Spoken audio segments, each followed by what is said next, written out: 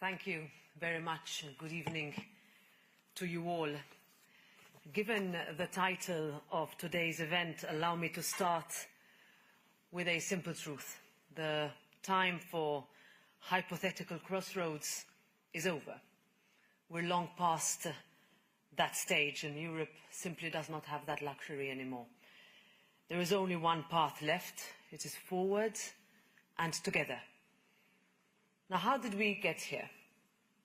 We cannot have any discussion or debate about the future direction of Europe without a proper understanding of the message sent by the voters during the election last June, which we saw on our screens.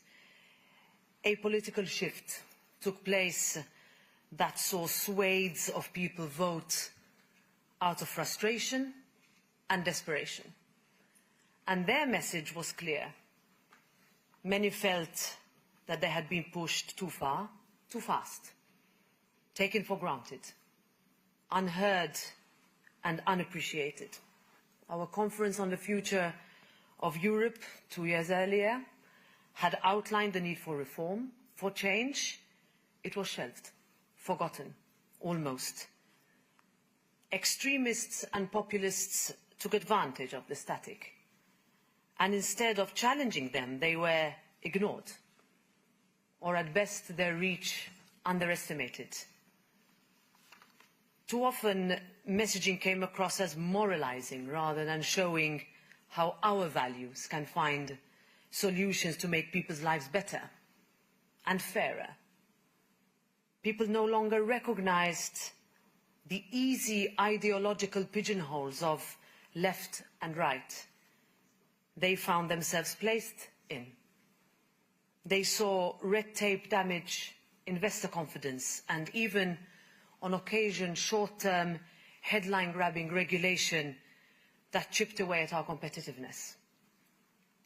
Now, the political centre may well have held just, but in an era of hyper-polarisation, ignoring the clanging alarm bells that went off would be foolhardy. If we do, then we should not be shocked when we witness the dramatic increase in the disenchanted, the disengaged, and the disenfranchised. I wanted to start with what I think are hard truths, but I think that they needed to be said. Now, my responsibility, together with my colleagues as President of the European Parliament, is to push for a change in mindset, a shift in priorities, to bring Europe truly closer to the people that we represent, whom we were elected by, to counter the false narrative sold by those who offer easy answers to impossibly difficult questions. That's the realism. Now, since I'm by nature an optimist, I will switch to a more optimistic outlook. I think we're still in time to fix the system, to reimagine and to relaunch. We are the continent that changed people's lives, where, as we will see, giants like Konrad Adenauer and Charles de Gaulle found the courage to change the world, where Sophie Scholl, Simone Weil and Daphne Caruana Galizia refused to back down. Last week, millions marked 8 years since the end of the World War II in Europe. In France, we saw President Macron standing side by side with Chancellor Merz. A powerful reminder that even in uncertain times, the bond between these two nations remains unshakable. And that matters to Europe and the world. It says that the promise of Europe still holds. It is no coincidence that the people in our neighbourhood, standing up against tyranny, who are fighting for freedom in the streets, do so under the banner of our 12 golden stars. They look to you, they look to us. Because Europe is still the greatest political project in history. It is still the best place in the world to live and start a family. And we have no shortage of capacity, talent, capital, people, innovators to lead, to renew. We are a single market of 450 million people where Airbus, BMW and Mercedes made the globe move, where Louis Vuitton, Hermès and Gucci symbolize European quality, where Beckenbauer, Klinsmann, Deschamps and Zidane entertained and inspired.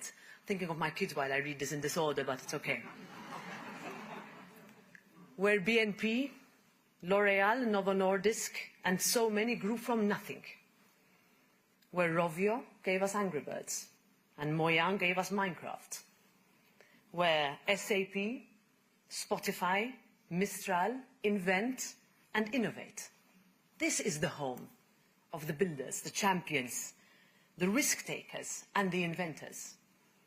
Now we just need the resolve, the political courage to prove that we are still open for business, for ideas, for new ways to tackle old problems.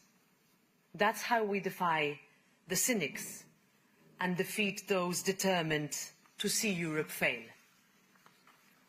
People do not ask too much from their Europe. One, they want economic certainty. They want a job.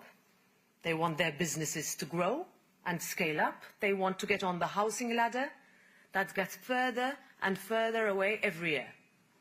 Two, they want us to make their lives simpler, not more complicated. They want systems that work, systems they understand. And three, they want safety and security for their children to be able to walk down the street safely without fear, for the peace of mind that we can stand up for ourselves. I don't think it can be too much to deliver a Europe that is smarter, that is stronger, that is safer.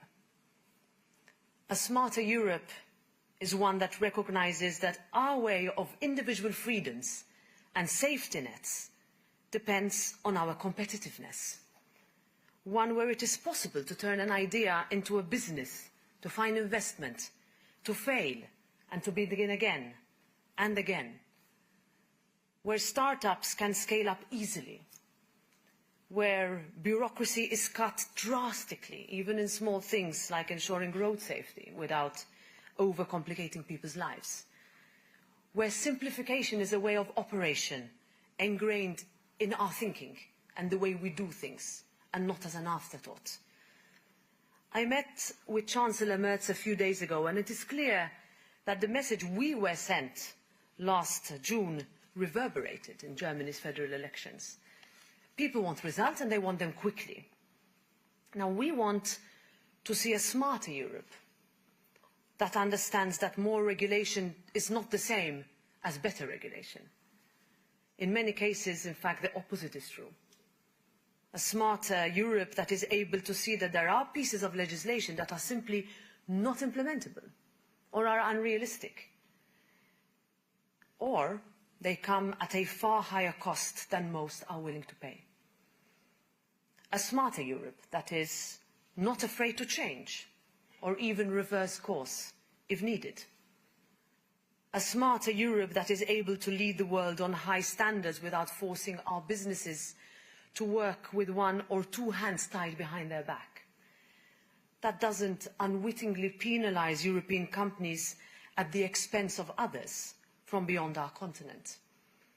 A smarter Europe that recognises our obligations to future generations in investing in clean tech, in leading on climate, and doing that without killing off our industry or agriculture.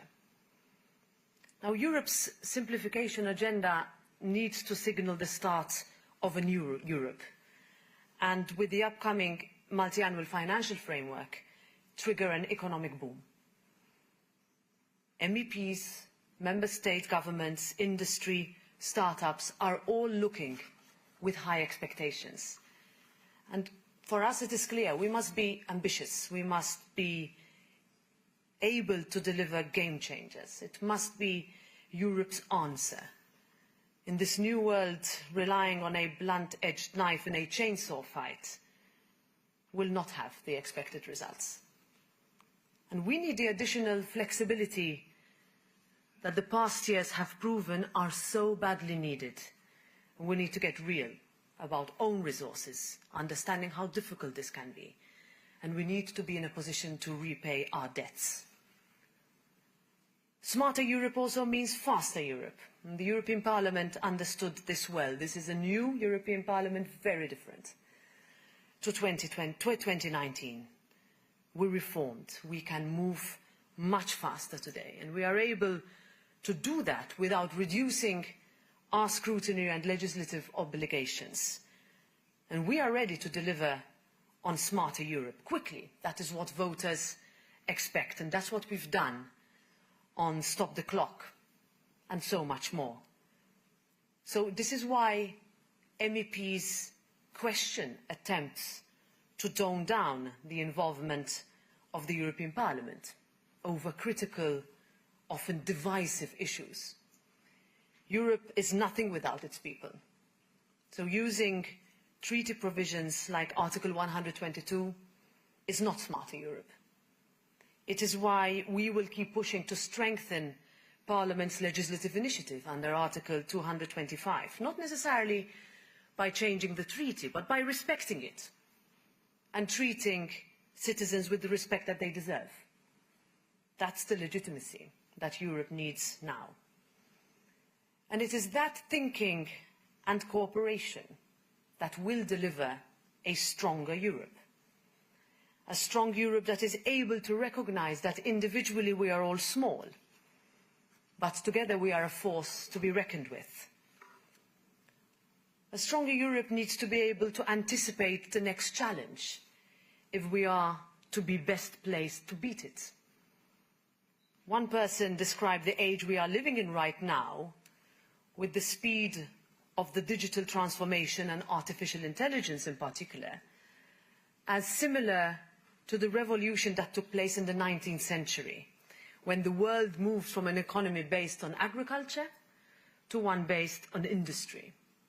It is that big, that transformative, and that critical. The future is being shaped now, and we cannot afford to be a follower. Now, we have high hopes with the billions pledged in the French AI summit earlier this year.